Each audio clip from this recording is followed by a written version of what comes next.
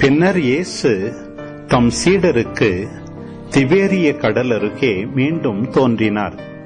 அவர் தோன்றியது இவ்வாறு: சீமோன் பேதுரு, திதிம் எனப்படும் தோமா, கலிலேயாவில் உள்ள கானாவைச் சேர்ந்த நத்தனியேல், செபதேயுவின் மக்கள் ஆகியோரோடு இயேசுவின் சீடர்களுள் வேறு இருவரும் கூடியிருந்தனர்.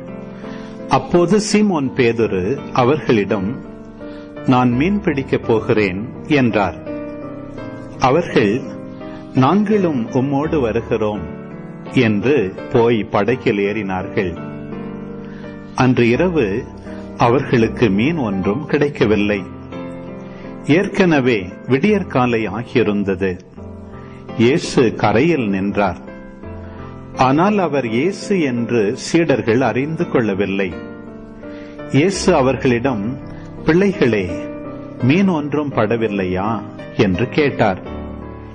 அதற்கு அவர்கள், இல்லை என்றார்கள்.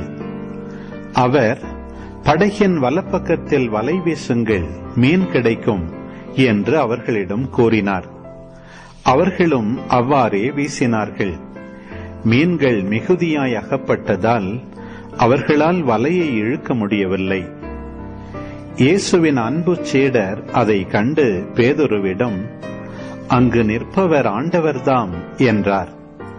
அதை கேட்டவுடன் தம் ஆடையை களைந்திருந்த சீமோன் பேதுரு ஆடையை இடுப்பில் கட்டிக்கொண்டு கடலில் குதித்தார். மற்ற சீடர்கள் மீன்களுடன் வலையை இழுத்துக்கொண்டு படகிலேயே வந்தார்கள். அவர்கள் கரையிலிருந்து வெகு தொலையில் இல்லை, ஏறக்குறைய 100 மீட்டர் தொலையில்தான் இருந்தார்கள்.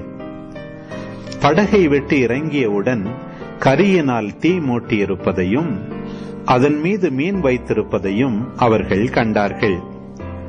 அங்கு அப்பமும் இருந்தது. இயேசு அவர்களிடம், நீங்கள் இப்போது பிடித்தவற்றில் சில மீன்களை கொண்டு வாருங்கள் என்றார். சீமோன் பேதுரு படகில் ஏறி வலையை கரைக்கு இழுத்தார். வலை நிறைய பெரிய மீன்கள் இருந்தன. அவற்றின் எண்ணிக்கை 153. இத்தனை மீன்கள் இருந்தும் வலை கிழியவில்லை. இயேசு அவர்களிடம், உணவருந்த வாருங்கள் என்றார். சீடர்களுள் எவரும், நீர் யார் என்று இயேசுவிடம் கேட்க துணியவில்லை. ஏனெனில் அவர் ஆண்டவர்தாம் என்று அவர்கள் அறிந்து கொண்டார்கள். இயேசு அவர்கள் அருகில் வந்து அப்பத்தை எடுத்து அவர்களிடம் கொடுத்தார். மீனையும் அவ்வாறே கொடுத்தார்.